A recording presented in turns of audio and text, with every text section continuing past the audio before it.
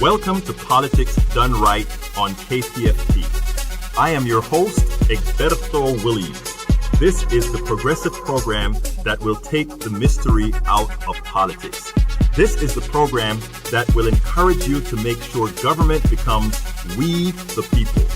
Whether you are liberal, conservative, or otherwise, you get to air your point of view.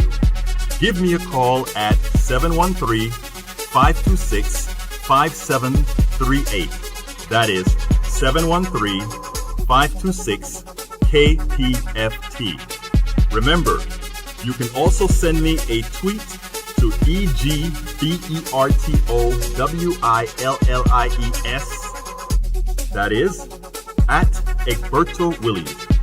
Let us engage. It is politics done right. 1, 2, 3, 4. Well, folks, welcome to one more edition of Politics Done Right. I'm Egberto Williams, your host. Thank you so kindly for being a part of the show. We are going to have a great show for you today. Today, it's all about teachers. Or you listening, teachers. It's about you. The most important people, the most important job, in my humble opinion, on the planet. So I want to talk about you guys. I want to talk about what we're going to do. I want to talk about what the parents need to do. But before we get started, you know what I'm going to tell my great old Facebook users. Please go ahead, folks, before you start anything, go ahead and share this program on Facebook. Share this KPFT Politics Done Right program. Share it and let other folks know that important stuff is being discussed. Welcome aboard, Jeremy Hoyt. Jeannie Hoyt, welcome aboard. Ryan Heath, welcome aboard. Michael Rudden, welcome aboard. Dean Newton, Jerry Van Vakel, our great producer and news person, welcome aboard.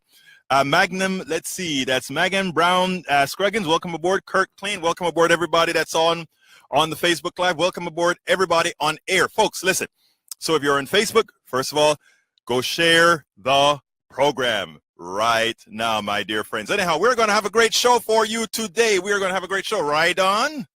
That is correct. Hey, I see my buddy in there. How are you doing, senor? I want you to talk. You don't have to show me arrows. Everybody, this is a freewheeling show, buddy. How you doing?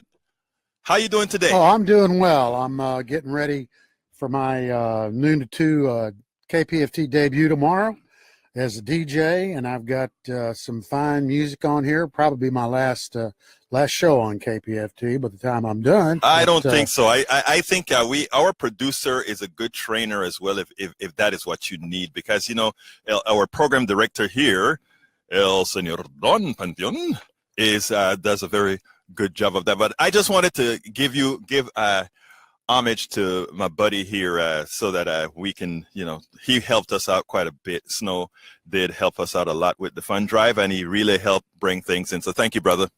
Just remember, Stu Snow is the way to go on KPFT. All right. Goodbye, Snow. We need to get to the program now. I mean, I noticed that I call you Snow because of the beard that you kind of sport in these days. All right, Stu. All right, folks, let's get busy. We're going to have a great show. We're going to be talking about teachers today. I was so beforehand. Don, how are you doing today? What? How are you doing today, Don?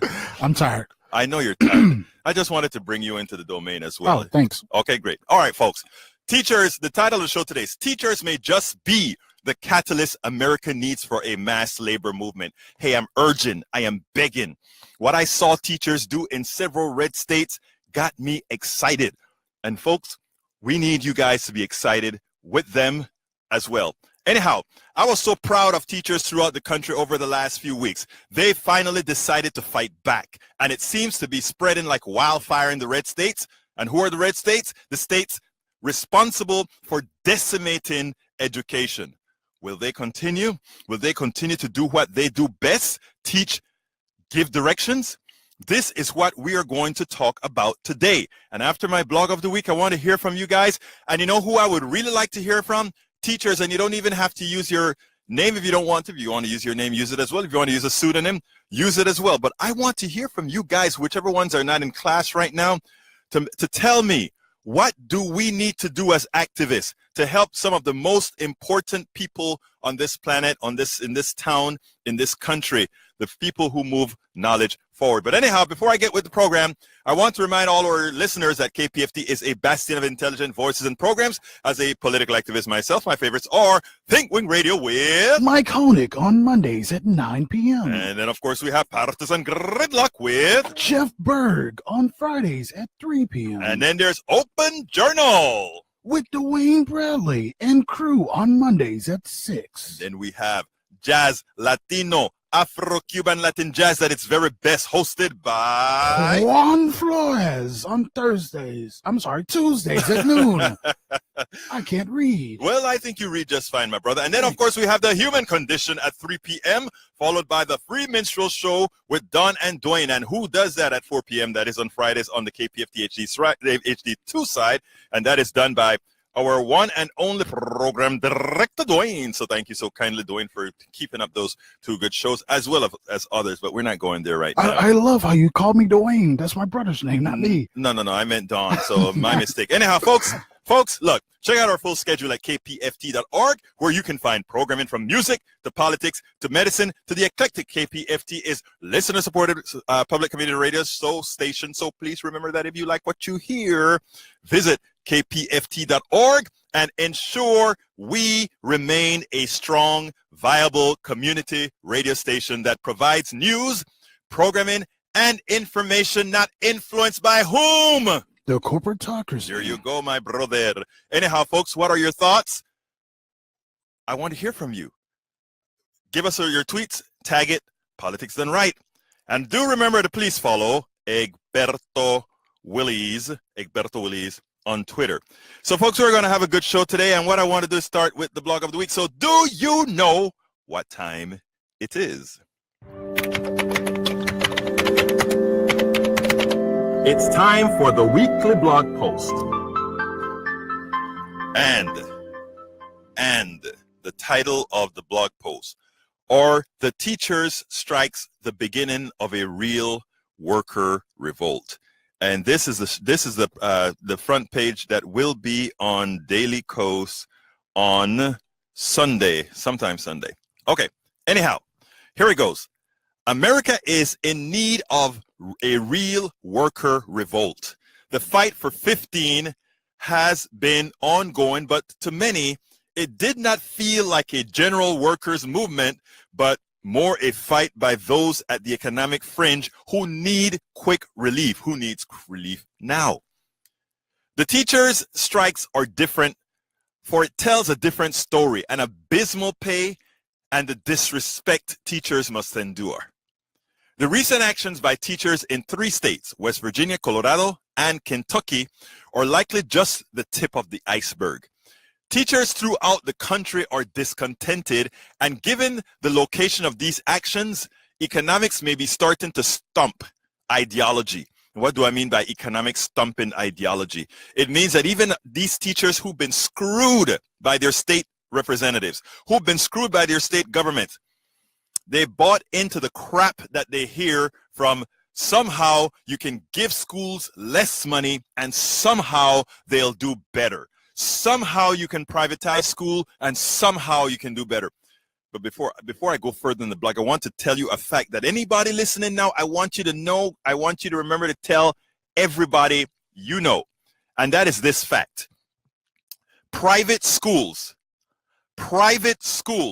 meaning private elementary, private pre-care, private high schools, because there is profit involved, profit becomes an expense.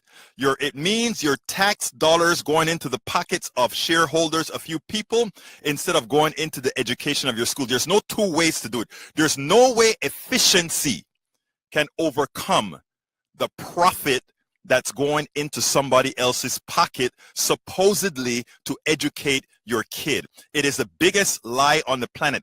Anytime somebody talks about privatizing education, they mean somebody is ripping the taxpayers' monies off to give a few people a profit and to underpay teachers, to make sure teachers make less. There's no 2 ways about it. That is an absolute statement, my dear friends. Anytime somebody talks about privatizing education, it is an evil endeavor meant to take money away from teachers and to take money away from your kids and to put a profit in somebody else's pocket. Monies that are profits not going into education is an expense.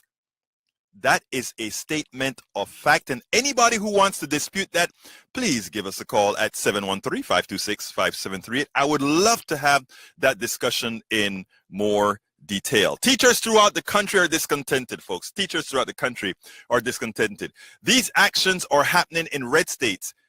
Dave Jamieson at Occupy.com's article titled "Oklahoma Teachers Prepare for Walkout as Red State Revolt Spreads" said it best, and this is what he had to say. The historic and successful strike in West Virginia has inspired a burgeoning uprising among austerity-weary teachers around the country. In addition to Oklahoma, Arizona could soon face a strike by teachers who are demanding the state boost pay by 20% and return to pre-recession funding levels for education. Meanwhile, teachers in Kentucky shut down public schools in 25 counties on Friday to protest proposed cuts to the state's pension plan.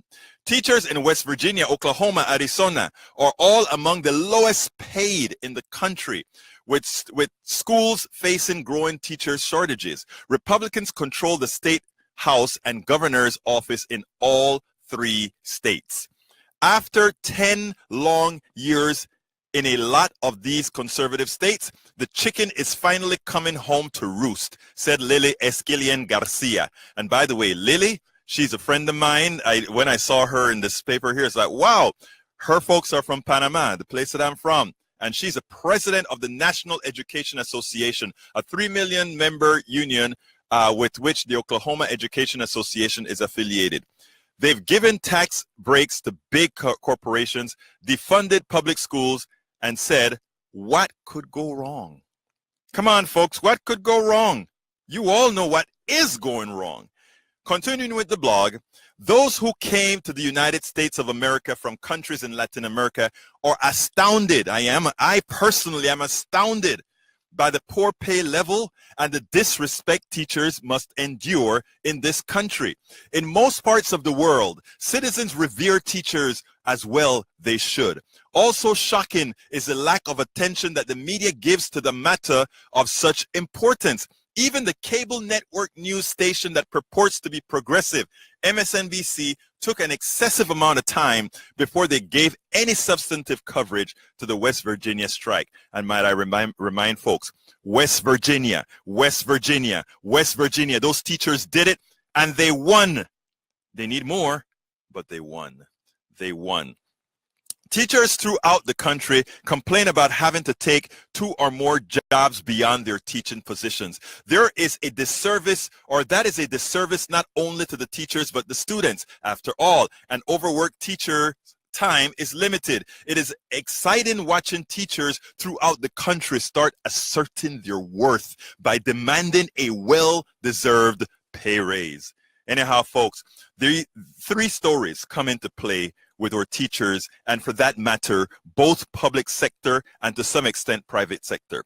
There are the tax story, the moral story, and the economic story. The tax story is one we repeat all of the time. Politicians can always find the money to pay for wars and the military. Somehow, they're consistently unable to fund social programs that do good, that invest in human beings. They reduce taxes that they know help a few, the least who need it substantially. The pittance most of the masses get in return is not worth the pain both teachers and ultimately their students must endure.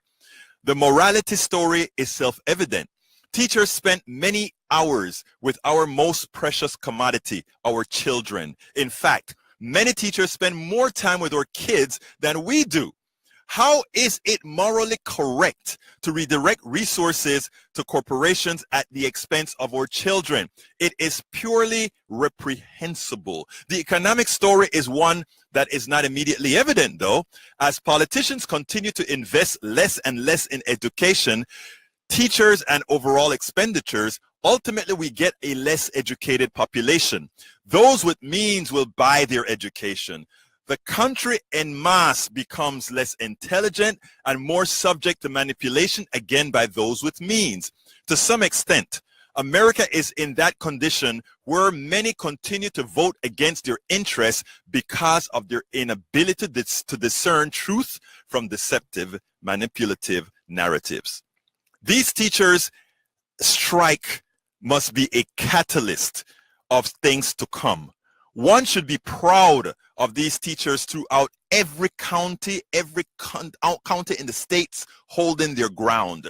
They are showing that the power is with the organized masses, and it is for that reason that the plutocracy, using the tenets of the Powell Manifesto, is investing in killing labor unions.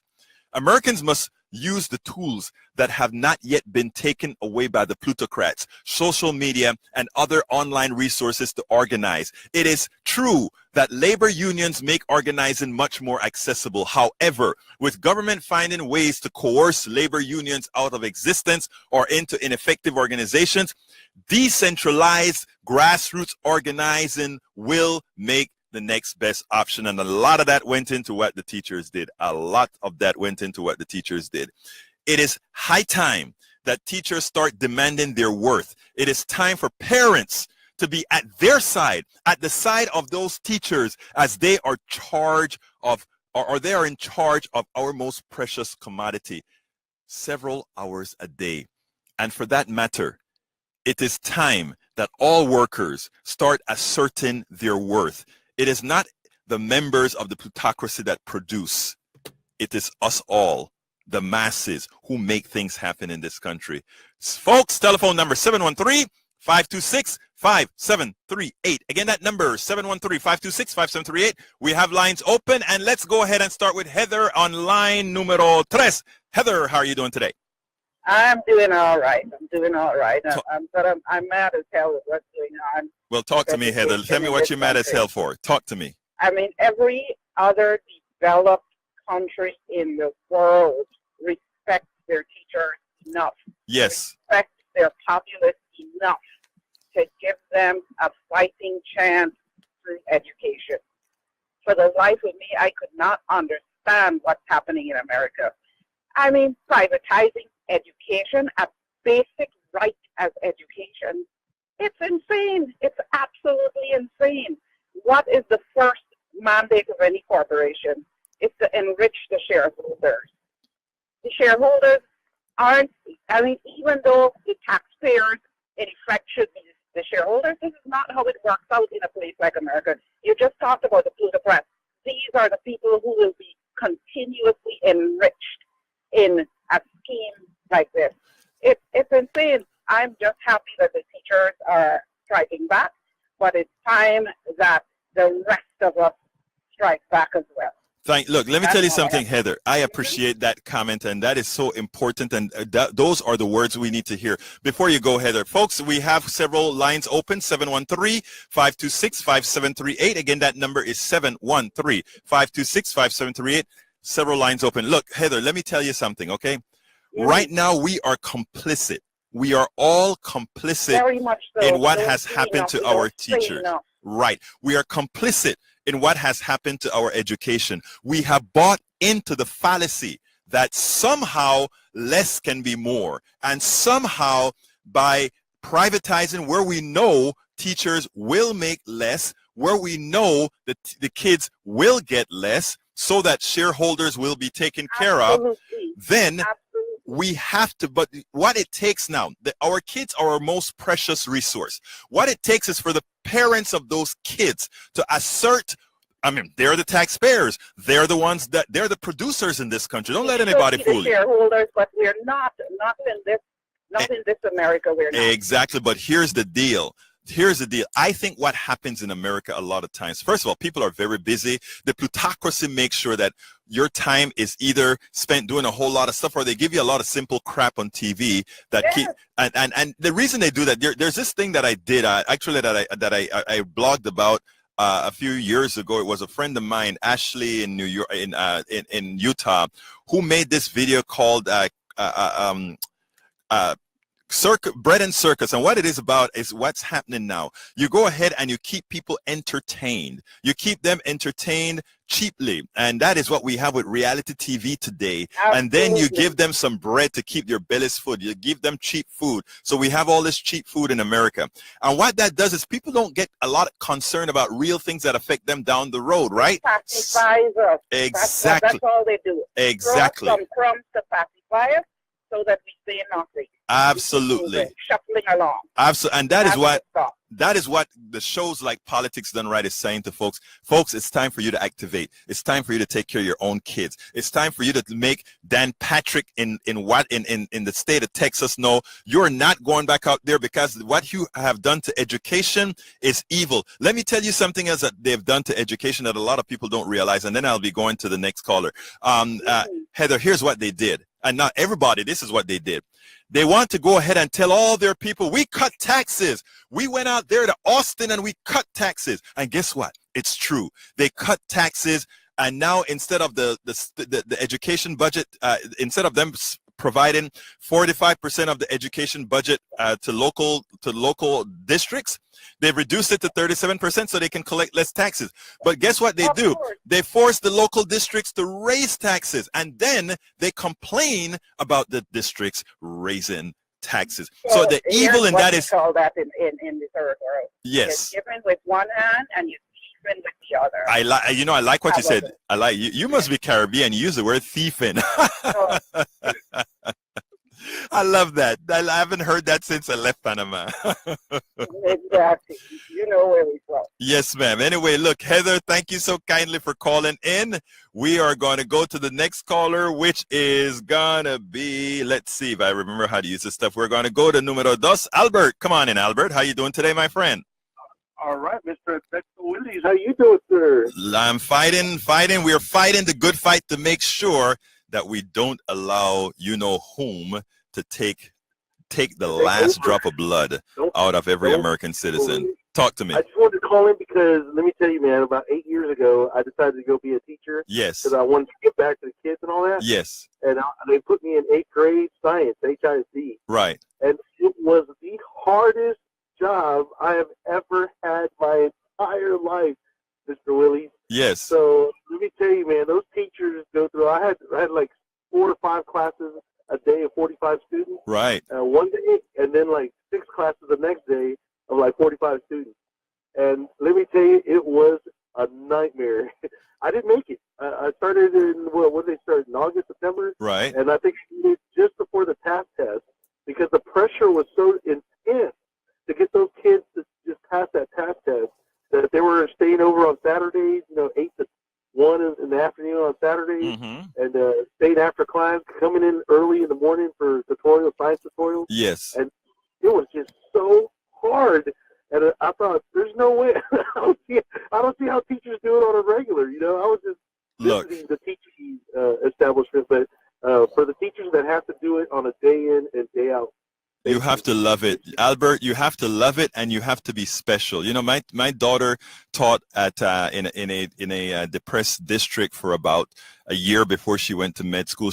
Her kids loved her, and she did above and beyond for her kids. And she wasn't only working when she was in school. She was working outside of school. So whatever they get paid, they're not working 40 hours a week. They're working a whole lot more a week. And Albert, when you talk about the difficulty, you don't have to convince me. And the thing about it, it is sad that we have to try to convince people that teachers are worth much more than what they're getting. And the truth of the matter is, we should want to pay them much more than they want. We don't complain when those CEOs are making those several $1 million, or we don't revolt about that. But somehow a teacher making a little bit more, we want to start talking about, well, they don't work in the summer or whatever. Well, my God, the amount of work they put in for those 9 months is ridiculous hard.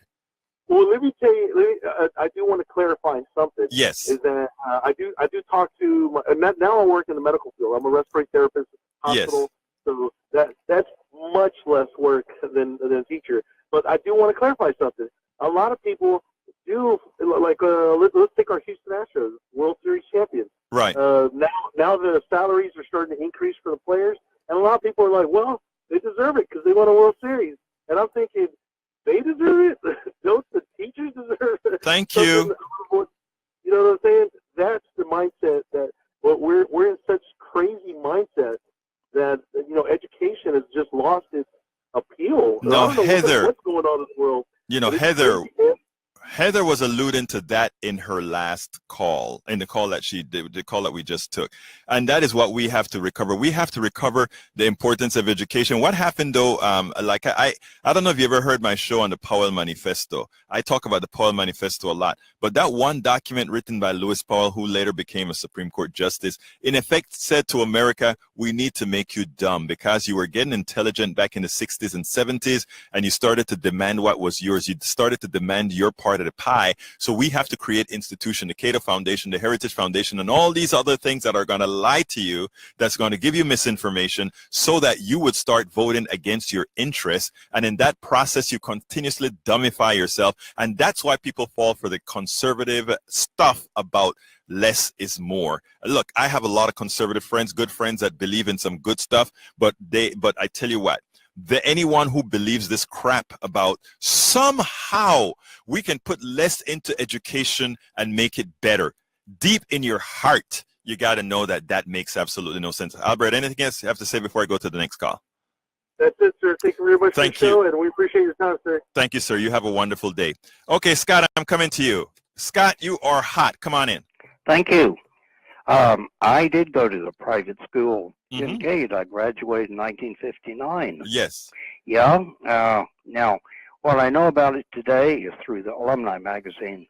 But I remember how it was back then. And, you know, I think Houston schools were segregated back then. Yes. But I think I got the impression that the teachers, at least, were not as hardline segregationist as they might have been in public schools. Right.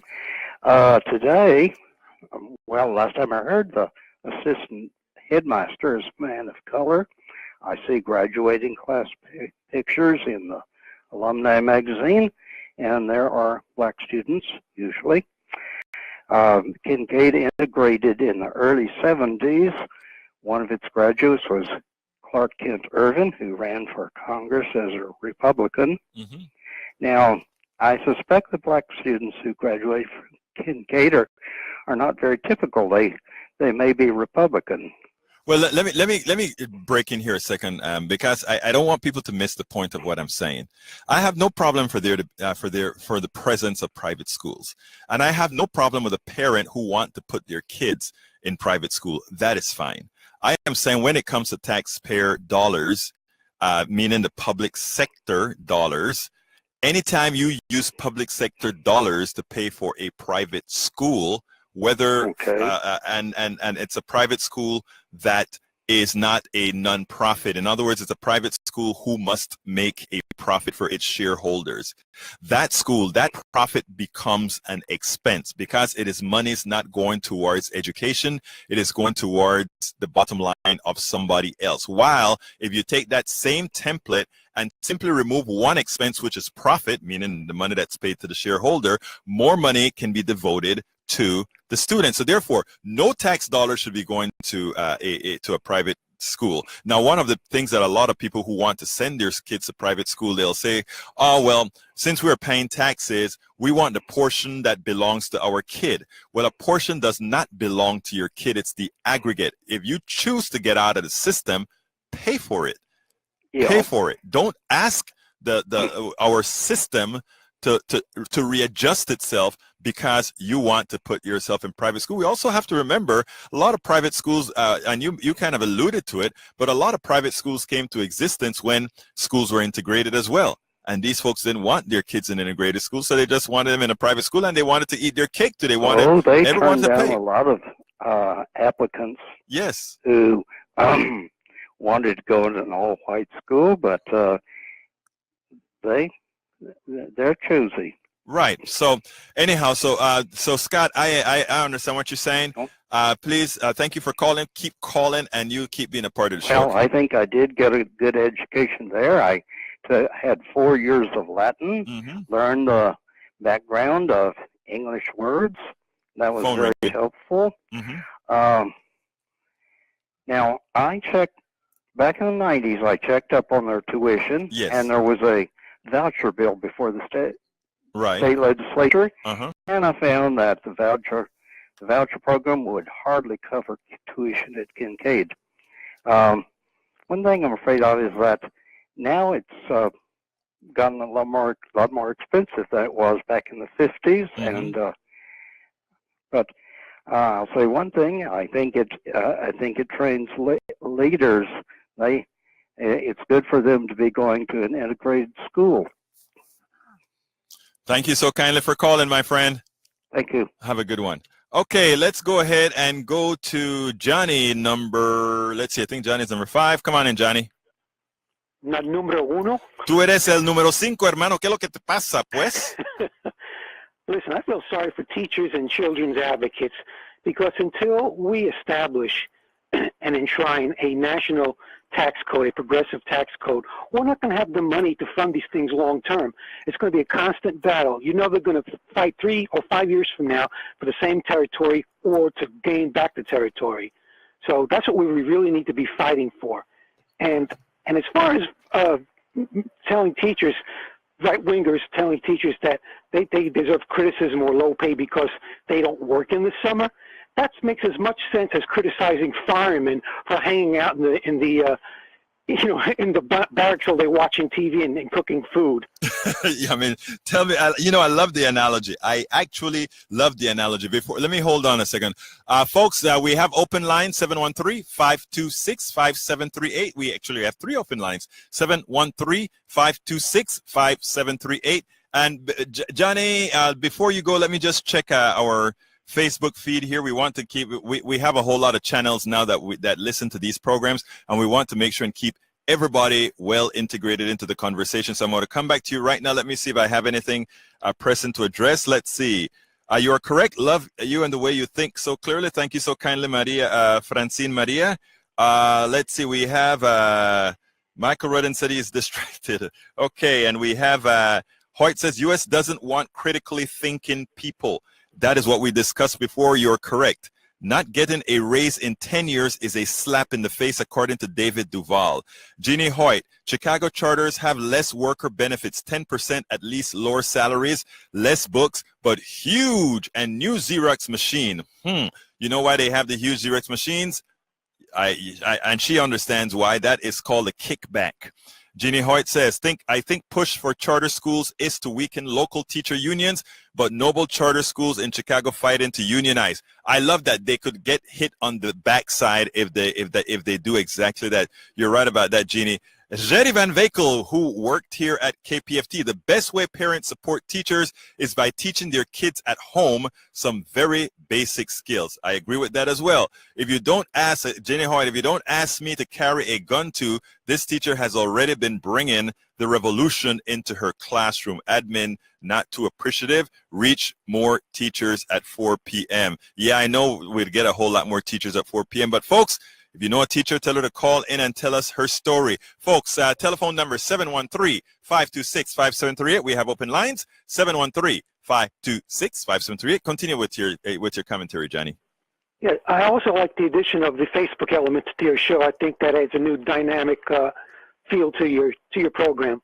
It is very important. It gives people a sense who are listening in Houston that there's people outside the territory who follow this program and who feel the angst and also the urgency that we feel. And you know what is the other good thing about when you get into the social media realm, for the people who listen on social media in real time or the people who pick it up afterwards, is that they realize that the same problems we have here in Houston are problems they have in these different cities. And because of indirect action, we can all talk to each other and say if this is a phone app, if this is working in Houston, this could possibly work in another city, in another town. And that's why I would remain not only Facebook Live in our Politics Done Right daily, we also do it on Blog Talk Radio. So what we want to do is have an over-encompassing thing, and it makes KPFT bigger. It makes all these other things bigger so that we can really get the message across.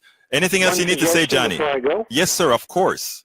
You made a reference earlier. You said in general government when referencing, I forgot what it was, but whenever we talk about the federal, the FDA or the EPA not doing its job, we need to emphasize that it's the Republican-controlled or the Trump administration EPA. So we distinguish government that's run by Republicans as opposed to government that's run by people who really care about the power of government. You know something, Johnny? Thank you so kindly for those words, because I will definitely take that into account, my friend. Right. And I did email you my list a little while ago. I apologize for not doing that last week. I got preoccupied and then I forgot about it, but I did remember and I just sent it to you just a little while ago. Thank you so kindly, my brother. Have a good one. All right, let's go to Jeannie. Jeannie, line 1. Come on in. And folks, before I get Jeannie, 713-526-5738. We have 5 lines open now. No, 4 lines open. 713-526-5738. Jeannie, talk to me. Hi, I'm a teacher in the Chicagoland area for over 20 years at parochial, private, charter, and now part-time in a CPS school. Do you want to ask a question about the system? Because I can tell you a lot. Let me ask you something. I think you're saying you're working for a private school? No, I've been doing this for over 20 years. So I first started off in a Catholic school in the Chicagoland area, went to a private school, went to a charter school, and now I'm at a CPS, Chicago Public School System school, part-time. Well, let me ask you. Let me let you lead this part here. Give me your contact, or give me your theory as far as your employment benefits, etc. at these different schools. No benefits at all at the parochial school. Few benefits at private, some benefits at charter, and since I'm part-time at CPS, not much, but full-time teachers, if you don't, just follow exhaustion first, decent benefits. Pay goes pretty much the same ways, but it's not about benefits. It's really about what's going to take care of the kids best. And in the Chicagoland area, in the last 3 places I've taught, I'm teaching in urban areas that are called at-risk schools. And so the teachers, this is really complicated, Alberto. It's not as simple as you think. First of all, in Illinois, all the charter and private schools are nonprofit. Right. And if they're not nonprofit, they're run by nonprofit boards. But as a nonprofit organization, you can still make a lot of profit. Right. Which is what's happening to the Chicago Teachers Union. I basically believe that you must have a strong public school system, but Chicago Teachers Union, it's corrupt and it's not as strong as it used to be, and it's not taking care of the kids as well. And so the latest thing to come out in the Chicago Tribune here is the rat droppings in the South Side schools. So if you go to a South Side school that's a public school, you're getting lost. If you go to a South Side school that's a private school, well, you're getting attention, but it's not the best attention because sometimes your teachers are so inexperienced, they don't know what to do or how to handle the students, or can't even understand where you're coming from. And this is the last little part. 90% of Chicagoland area schools, rather Chicago schools, are black. And I think it's 93% of the teachers are white. Right. And it's just really hard. So there's so many problems here. But if we don't grab kids in the schools, maybe one of the reasons why we have so much violence in Chicago is because the schools are not grabbing kids the way they need to. Look, Jeannie, I think, first of all, let me tell you that I didn't think it was simple. Maybe I came across that way. That's not what I want. That's not how I want to come across. What I want to come across is, first of all, I think you are correct about corrupt teachers' unions. Then I think what needs to be done is for us to go in there and clean. I know, and I don't want this to sound simple, but it is time to go bust the union up, and not bust the union up, bust the union leadership up, and throw in people appropriately. Number two, as far as the, I think when I talk about private schools for profit, I said private schools. I should more accurately say for profit schools, and schools that, in other words, all the monies must be going towards education or paying the teachers, supplies or whatever. It shouldn't be going into somebody's pocket. If I don't know, there's somebody on the website who said, or rather on Facebook, who said, hey, but they have a whole lot of good Xerox machines, and we know what that means. That was me. Okay, that was you. Me. Okay. It's partially kickbacks. It's also because we're not being given any money for books. Exactly. And they're making us Xerox everything, which takes up so much time, and it gives less to the kids. Right. I mean, a book they would value, a Xerox they don't know what to do with. Exactly. So I mean, I'm saying there are systemic issues there that need to be solved. But what happens a lot of times is people make schools as bad as they can, the public schools as bad as they can. And after they make the public school as bad as they can, they then say, okay, let's privatize because the government can't do the job. And then I totally agree. And then they come in with the private stuff, and the private stuff just rips you off. So my thing is, as parents, the parents have to get involved. And you mentioned you worked in an area that was depressed. Likely parents don't have the same kind of time or the same kind of education to really put that education model into their kids. That is where we need to really get third-party institutions that are there to do well to come into the system and help. But the one thing we cannot have is taxpayer dollars going into the pockets of these plutocrats, and that is what I fight against, Jeannie. And I think based on you being on I guess on my show here in online, etc., that's all I'm talking about. I don't have all the answers. None of us have all the answers, but we know that there are answers because they can be solved. The one thing I would suggest, I love your idea of having additional resources for urban kids with parents that just cannot be assisting. Or maybe don't know how to. Or don't have the language skills to do so. Exactly. Which is a growing problem in Chicago. I would suggest year-round school at this point because it'll keep the kids safer. Right. I'm afraid I'm not going to have my same students coming back to school to see me after summer. Right. I lose them. I hear you. Not because they don't come back to school, it's because they get killed. I hear you. Look. And the other thing, elected school boards, publicly elected school boards. And thank you for your time. Let me tell you, Jenny, thank you for what you are doing out there in Chicago, because what we need teachers who really have an interest in teaching and who really want to get the problem solved. And what I've been pointing out here is I also want to see parents on the line with the teachers, because if the teachers know the parents have their back, I think a lot of teachers would become better teachers, knowing that the parents are not there to antagonize them, but are there to have their back, because these are the folks who are with their children several hours a day. Sounds good. Thank you so kindly for calling, Jeannie. You have a wonderful day, my friend. Thank you. Bye-bye. Okay, let's go to Doug. Línea número 2. Come on in, Doug. Talk to me. Yeah, man. How you doing today? I am doing just fine, Doug. Talk to me.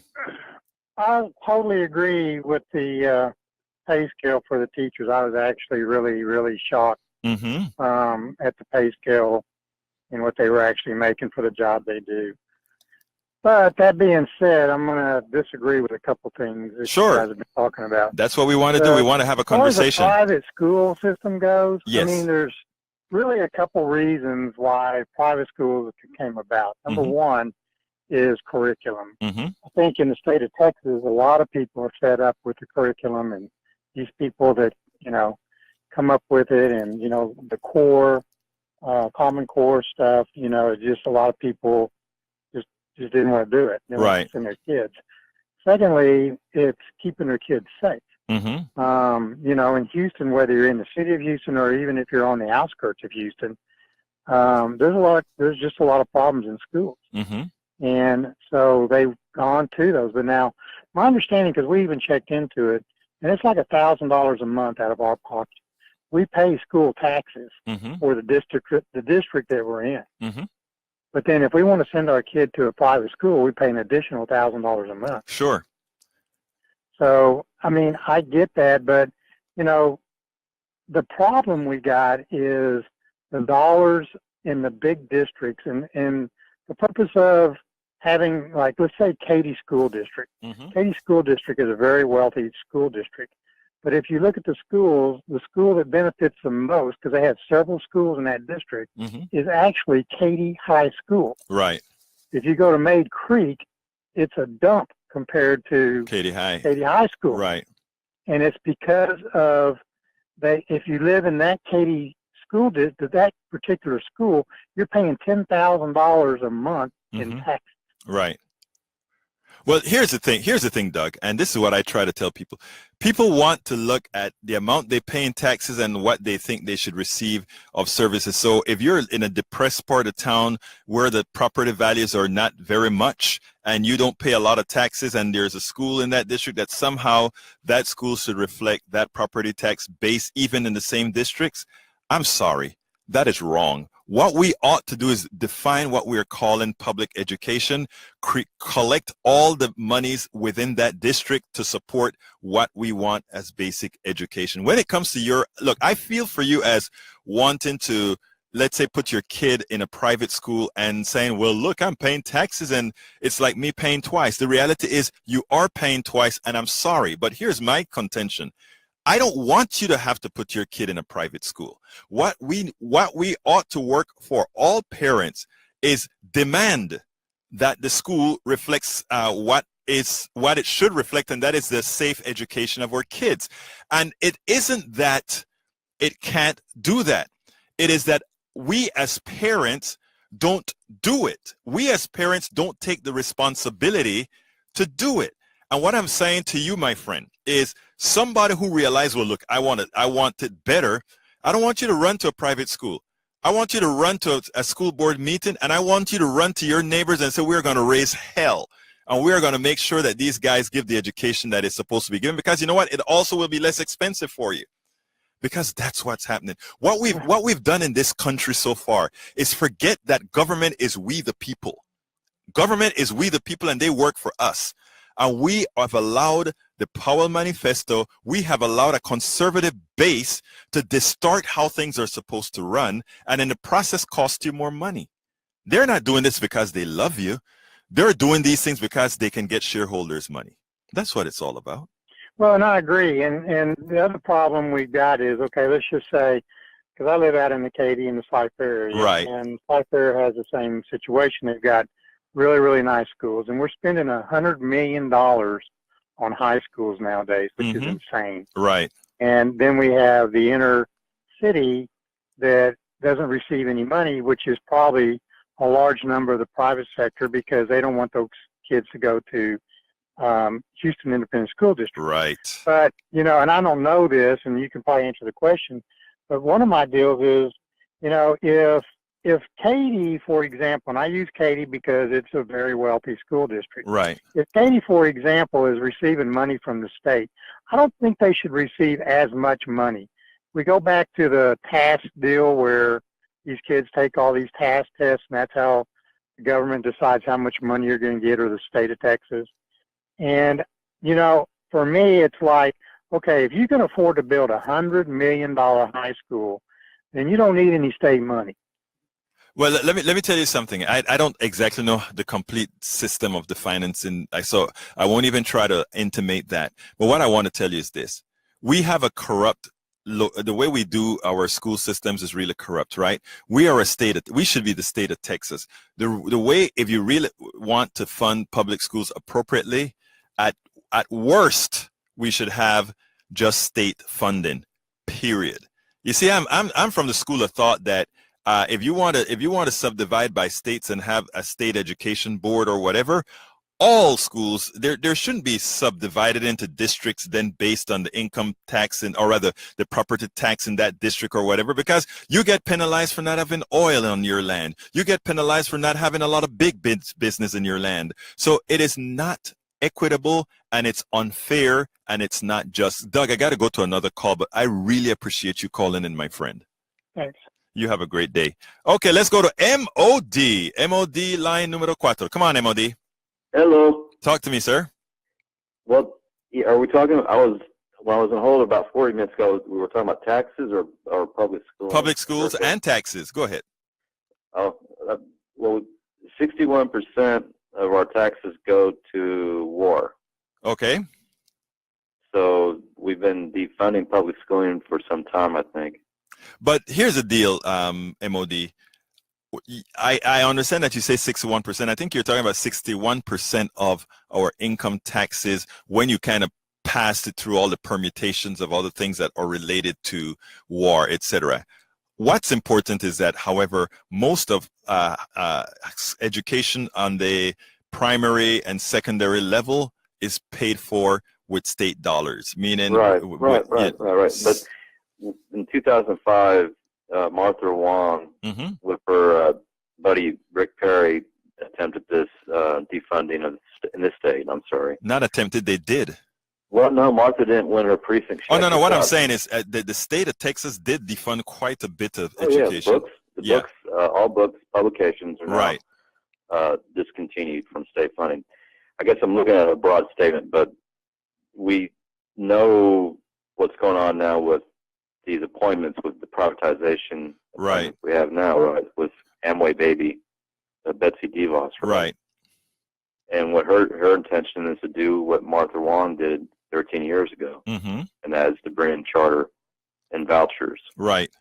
And that's what's coming. That's what's been in play for a while, but now we're going to see these appointments come in, like for the next one would be the veteran, VA. Right. Now, go ahead. MOD. Now that is correct, but and that is why in the blog of the week I've been telling I said, okay, the teachers need to revolt as they are in some states right now, but the next part that has to happen is the parents have to be at their sides. The parents have to have the teachers back going forward. MOD, we're coming close to the end of the call, and I have like 3 other calls that I got to take. So give me a quick one. I'll call before the hour next time. Thank you, my brother. You have a good one, okay? Take care, buddy. All right, let's go to Terry, line number 3. Come on in, Terry. Hi. Thank you for taking my call. Absolutely. I'm a public school teacher. I've been teaching for 34 years. Uh-huh. And I love it, and I hear all this that it's so dangerous, and yes, we have to practice drills, and we have to be smart, but day to day, it's wonderful. It's a wonderful job to have. I just want you to know that. But I think we need to rephrase the way we talk about how we pay our teachers. Okay. Because I'm contracted to teach for 190 days. Okay? Like any other person in business that might be contracted to teach for X amount of days. The school district keeps my salary and continues to pay me over the summer. In June, on June the 2nd, I've completed all of my work. But I am still paid for the rest of the summer because they've withheld my money. Understood. So this isn't a vacation pay or some sort of, you wouldn't say, oh, well, this, ship captain only works 190 days a year, but, he gets a salary the whole year, so that's not fair. Nobody would ever say that. Right. It's not a holiday. I've earned the money, and the money should be paid to me. And I like that they pay it evenly over the year because that makes life easy for me. Yeah, it's like paying it's like evening out your electric bill when you're going. Folks, we have empty line, 713-526-5738. Again, that is 713-526-5738 for 1 minute or so. Yeah. And I'd like to tell you one more thing. Please tell me, Terry. The districts, we have what's called Robin Hood in this state. Yes, I know. Yeah. And, all the talk about how millions and millions and millions of dollars, they have no earthly idea how much a district has to raise that isn't, has a good tax base. Exactly. And then millions get taken away to fund other people. And it's difficult because, programs are cut in our district to fund other people. We're looking at $147 million leaving. You're in HISD, right? Spring Branch. Spring Branch. So Spring Branch is a rich district as well. So yes. It is amazing that, and those are the realities. One of the things that I said is, first of all, I abhor districts in one state. I think it should be the state providing the education's money for the state, period. And that way we have equalization of education throughout the state. What's so fun is that the people who are cutting these taxes and making it difficult and dividing folks as they are right now are the same people that need it the most in the rural areas. Those are the people who vote for Congress, people who cut their budgets. Exactly. It is mind-boggling, and again, that's where I go to the Powell Manifesto and how we have a system designed to misrepresent people, to misinform folks, and it's all by design. And having teachers like yourself, because it sounds to me like you agree with our concept here, is that education should come either at the state level or the federal level. I don't really care which one, but I think everybody should have equal access to education. We always talk about we are not looking for equity in people. We're looking for equal access to success. If you want to succeed, you should have as equal an access irrespective of your income level that your parents give you, because that is true egalitarianism, and that is what we want. And so Terry, first of all, for being a teacher, thank you so kindly for being a teacher. I think you guys are the most important profession on the planet, bar none. And if you look at all my blog writings, that's what I say. I'm an engineer by training, and I tell teachers, you are more important than the engineers because you've made the engineers. You see what I'm saying? Yeah. And I am absolutely serious about that. You are the ones, the teachers, and whether it's professors or whomever, your jobs are the most important. The stockbrokers that steal your money, the bankers that do nothing but push paper, they make orders of magnitude more money than you do. And you know what? They are not deserving. Thank you so kindly for calling, Terry. You're very welcome. You have a wonderful day. Okay, let's go to line 2. Danny, come on in. Hello, Umberto. How you doing? I'm all right. Talk to me, sir. Good. Thanks for taking my call.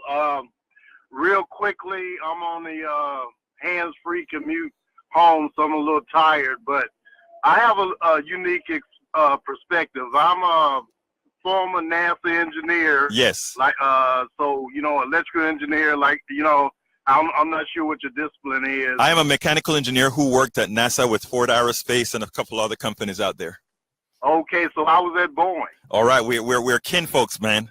Go ahead. Yes, we are. You got a minute and a half, my brother. Okay, real quickly, I was also a student in the Chicago public school system, and I taught in HISD as a teacher. Yes. I taught calculus at a gifted and talented school. Yes, sir. So I have a unique perspective, but I'm kind of walk you through two schools in Chicago.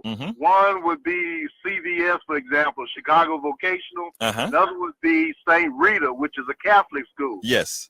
One of the things I'm not sure if you talked about, St. Rita, for example, had his own football stadium. Right. Where in Chicago, the public schools basically share a general city stadium. Right. So St. Rita had a lot of revenue just coming from football itself. Right. So they had better facilities, they had better equipment. I got 30 seconds. Okay, but as far as in school, the public school I went to, elementary, we excelled. That was a school in the middle of urban area, right, that excelled on a national basis. There you go. And the main difference was the administration and the teachers. So, sir, I got to cut you there, but I love where you end there, and that is administration and teachers. In other words, if people work it, we get it done. Right, Danny? Right. We had parents that went to PTA meetings. Okay. My mother went to Got to go, Danny. I'm getting that eye. I got to go, but thank you for calling. Call a little earlier the next time. Folks, this is Politics Done Right. My name is Egberto Willis. Thank you so kindly for having been here. You have a wonderful rest of the day.